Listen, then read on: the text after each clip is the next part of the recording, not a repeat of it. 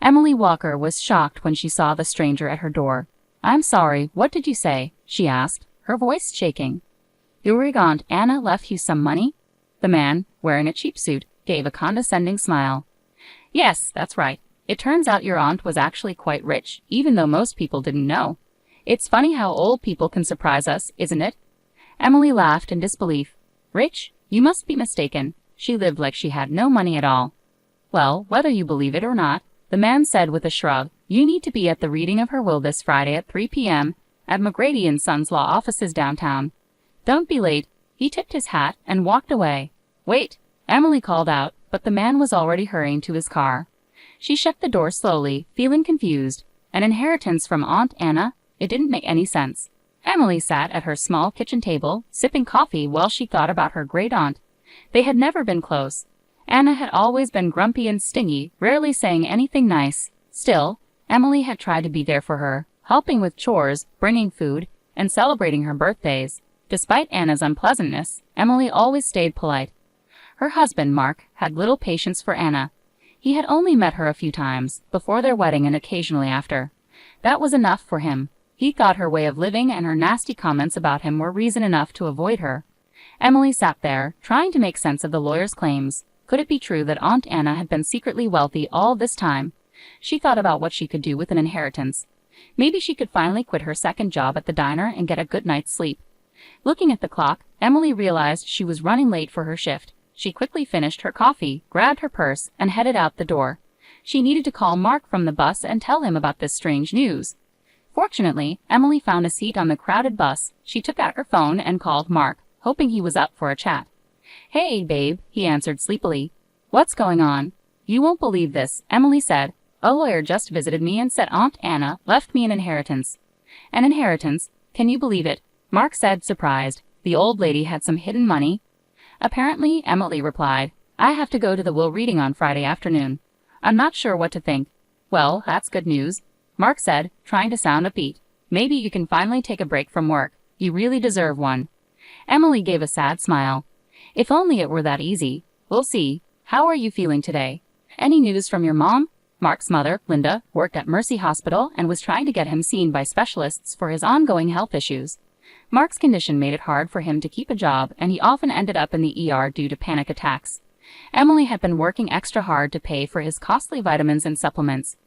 "Oh, just the same," Mark said with a sigh. "Maybe it's time to accept that I'm just going to be like this. Having a baby might be a bad idea with my health."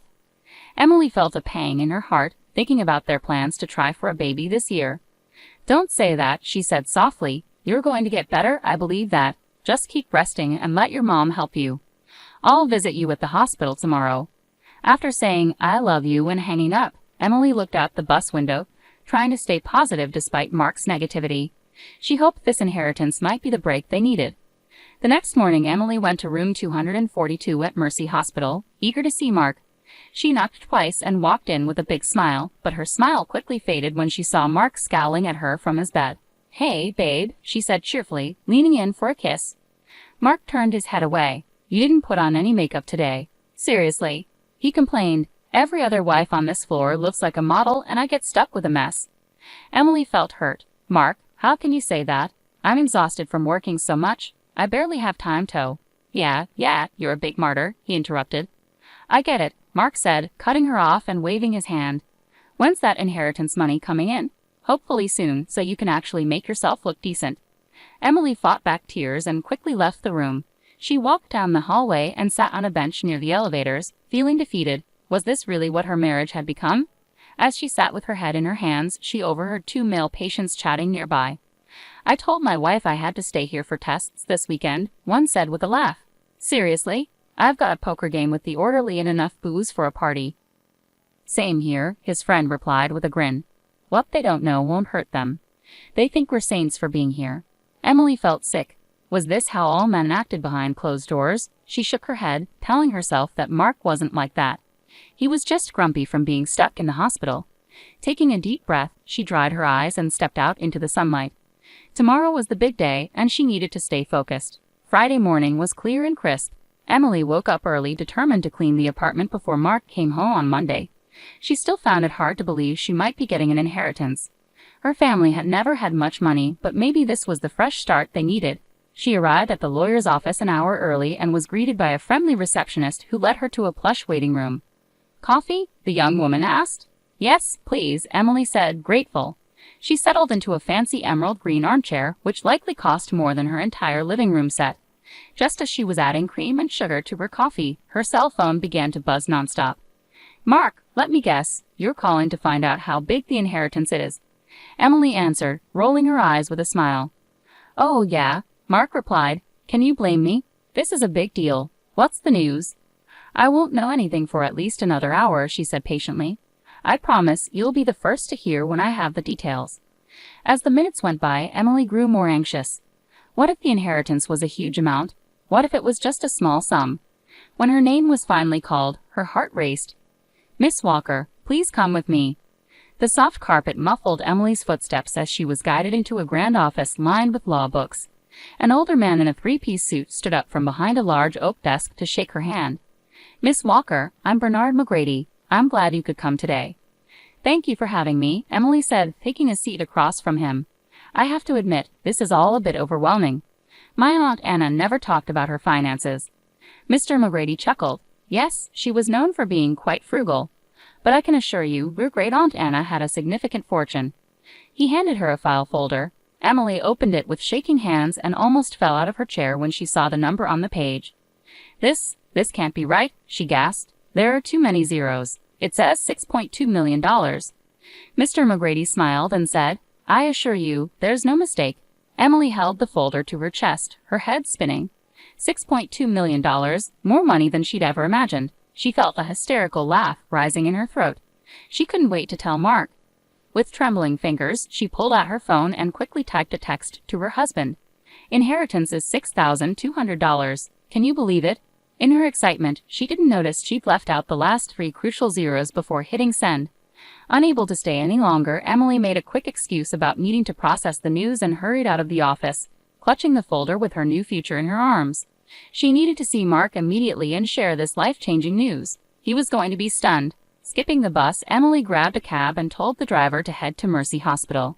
She fidgeted anxiously as they drove through the city, eager to get there. When they arrived, she threw a handful of cash at the driver and rushed inside, taking the stairs 2 at a time to the second floor, thrilled to share their incredible news with Mark. As she neared room 242, she heard familiar voices and stopped outside the door. It was Mark and his mother, Linda, talking. Though she knew she shouldn't eavesdrop, she felt compelled to listen. "And the stupid cow actually fell for it." Mark's voice dripped with contempt. "Can you believe she thinks I'm really sick? Like I'd spend time in this awful place if I didn't have to." Linda laughed. "You've got her completely fooled. She's so naive.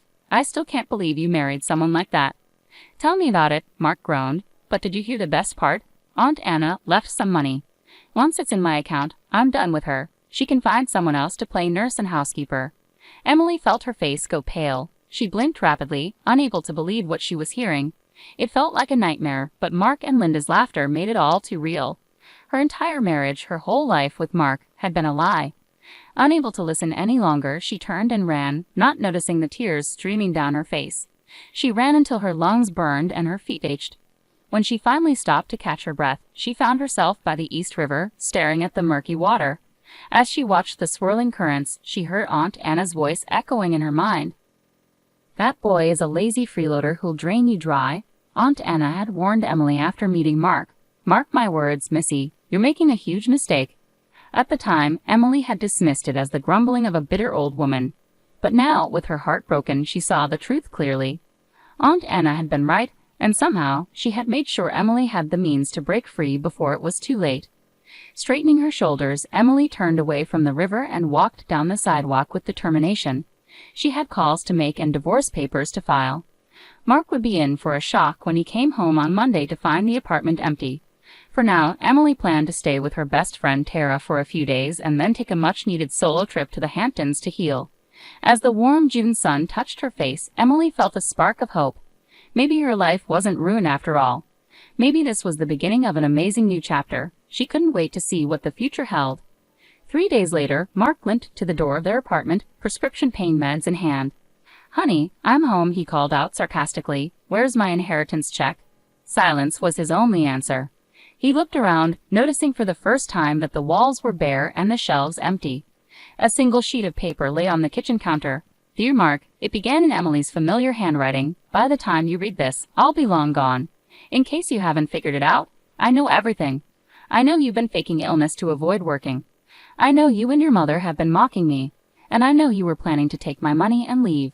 Well, the joke's on you. That inheritance wasn't $62,000, it was $6.2 million, and it's all mine. I've already filed for divorce. You have 30 days to pack up and leave. Have a nice life. Emily." Mark's eyes widened in shock and rage as the letter fell from his hand. He kicked a chair in frustration, cursing loudly. How had he misjudged her so badly? He thought he had her completely under control. Defeated, he sank to the floor. Meanwhile, Emily was far away, lounging on a beach chair with the sea breeze ruffling her hair. She sipped a fruity cocktail and watched the waves, thinking about the cozy beach bungalow she just made an offer on. "Everything happens for a reason," Aunt Anna used to say. Emily raised her glass to the sky in a silent toast, grateful for her wise aunt's lesson and the unexpected fortune. For the first time in a long while, she eagerly anticipated the surprises life had in store for her.